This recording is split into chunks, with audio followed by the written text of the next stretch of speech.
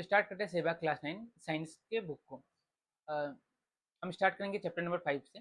तो चैप्टर 5 का जितने भी डाउट्स हैं हम ट्राई करेंगे कि वो आपका अच्छे से क्लियर हो जाए, पूरा कॉन्सेप्ट के साथ क्लियर हो। बाकी टीचर्स की तरह नहीं कि हम आपको सिर्फ बुकिश नॉलेज देंगे, हम आपका कॉन्सेप्ट को भी क्लियर करेंगे ताकि आपका एमसीक्यू वगैरह ये जो भी कॉन्सेप्ट वाला क्वेश्चन है वो आपको सॉल्व करने में हेल्प हो। तो आशा करता हूँ वीडियो आप लोगों को पसंद आए, और अगर आपको कुछ भी डाउट वीडियो के एंड में अगर कुछ भी डाउट रहे तो आप उसको कमेंट करके आप उससे पूछ सकते हैं। प्लस हमारा व्हाट्सएप नंबर भी दिया है, अगर आपको कुछ डाउट है तो हमारे व्हाट्सएप नंबर पे हमारे साथ कांटेक्ट कर सकते हैं, हमारा टीम आपको कांटेक्ट करेगी। बिजान देखो सेल मेम्ब्रेन खत्म करके जाना है, थोड़ा लंबा टॉपिक है, इसमें बहुत सारा अलग अलग टॉपिक मिलेगा। तो मूव करते हैं अपने नेक्स्ट टॉपिक पे जो कि है प्लाज्मा मेम्ब्रेन। ठीक है, तो टॉपिक का नाम क्या है? Plasma membrane. इससे पहले हमने सेल के बारे में पढ़ा। ठीक है, सेल को क्यों बेसिक यूनिट ऑफ लाइफ कहा जाता है, हमने ये सीखा। अब हम देखेंगे कि सेल का जो सबसे पहला हम लोग को जो मिलता है, जो पहला से पार्ट कह सको, ठीक है, जो पहला लेयर पहला पार्ट जो भी बोलो जो मिलता है उसका नाम है प्लाज्मा मेम्ब्रेन। तो ये क्या है और ये कैसे काम करता है, इस चीज को ध्यान से समझो। तो प्लाज्मा मेम्ब्रेन क्या है, देखो मान लो ये तुम्हारा सेल है ना, ये तुम्हारा सेल है, अंदर में अलग अलग कंपोनेंट होगा, इसका सेल का अंदर में अलग अलग कंपोनेंट होगा जो सेल को चलाता है। ठीक है, पर ये सेल का जो बॉर्डर है, जो बाउंड्री है, उसको क्या कहेंगे हम? प्लाज्मा। ठीक है, इसको हम क्या कहेंगे? Plasma membrane. इसका एक और नाम है, बुक में अगर देखोगे तो मिलेगा, प्लाज्मा मेम्ब्रेन और सेल मेम्ब्रेन। प्लाज्मा मेम्ब्रेन भी बोल सकते हैं, या तो हम इसको क्या बोल सकते हैं? Cell membrane. तो अगर एग्जाम में आया व्हाट इज प्लाज्मा मेम्ब्रेन और व्हाट इज सेल मेम्ब्रेन, तो क्या लिखना होगा सबसे पहले? प्लाज्मा मेम्ब्रेन और cell membrane is the outermost covering of the cell. Outermost covering layer, ये सेंटेंस नहीं बनता, आउटर कवरिंग ऑफ सेल। ठीक है, या आउटर लेयर ऑफ सेल। अगर लेयर लिख रहा है तो कवरिंग नहीं आता, उसके साथ कवरिंग लिख रहा है तो लेयर नहीं आता। समझ में आ रहा है? तो plasma membrane is the outer covering of cell, या तो plasma membrane is outer layer of cell. ठीक है, समझ में आया यहाँ तक? अच्छा, अब इसका काम क्या है? प्लाज्मा मेम्ब्रेन तो हम लोग समझ गए, जैसे हम लोग का बॉडी का जो आउटर कवर है उसको क्या बोलते हैं हम लोग? स्किन। स्किन ही सब चीजों को वो करके रखा है ना, प्रोटेक्ट भी करके रखा है और कवर भी करके रखा है हम लोग का सारा पार्ट्स को।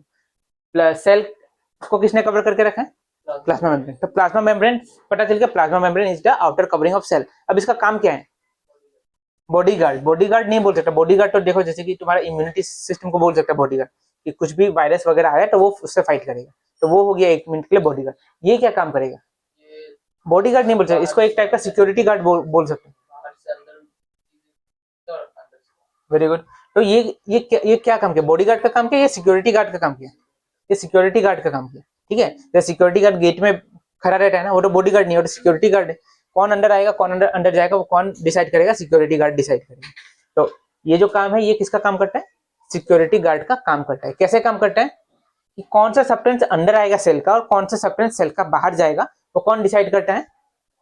सेल मेम्ब्रेन या तो प्लाज्मा मेम्ब्रेन। ठीक है, और इसका क्या काम हो सकता है? इसका एक और क्या काम हो सकता है?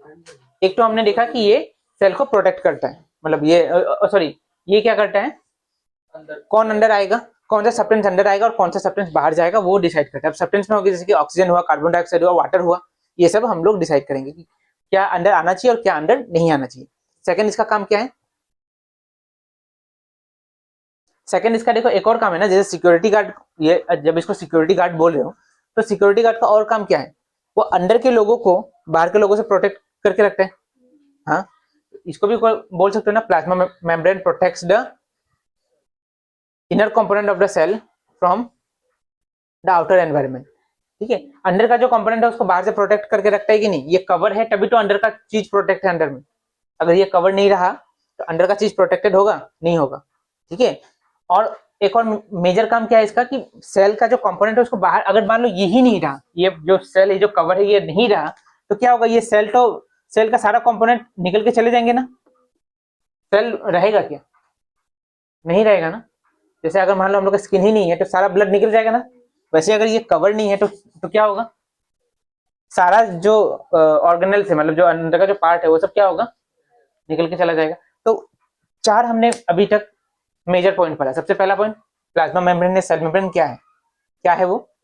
Outer most covering of the cell. ठीक है, इसका काम क्या है? काम के ऊपर हमने 3 पॉइंट पढ़ा। सबसे पहला काम क्या है? protects the cell. It protect the cell from outer environment. outer environment. और क्या पढ़ा हमने इसके बारे में, प्लाज्मा मेम्ब्रेन के बारे में? Allows outer. It allows substance like carbon dioxide and water in and out of the cell. मतलब कार्बन डाइऑक्साइड या वाटर अंदर जाएगा या बाहर आएगा वो डिसाइड ये करेगा, ठीक है। और एक पढ़ा था, इट प्रोटेक्ट द सेल हो गया। प्रोटेक्ट द सेल के साथ में एक और लिख देना, it also organise the cell content in one position and don't let the content to spread out. ठीक है, ये लिख सकते हो। ये लास्ट लाइन नहीं भी लिखने से चलेगा, पर मेन क्या है, इसको प्रोटेक्ट करता है बाहर के एनवायरनमेंट से, और थर्ड क्या है, अंदर और बाहर क्या आ रहा है और क्या जा रहा है उसको वो डिसाइड करते हैं, ठीक है। तो यही है प्लाज्मा मेम्ब्रेन के बारे में। अब इसके बाद हम इसके नेक्स्ट टॉपिक में हम पढ़ेंगे कैसे ऑक्सीजन, वाटर और कार्बन डाइऑक्साइड सेल के अंदर और बाहर मूव होता है। इसके नेक्स्ट टॉपिक में हम डिस्कस करेंगे।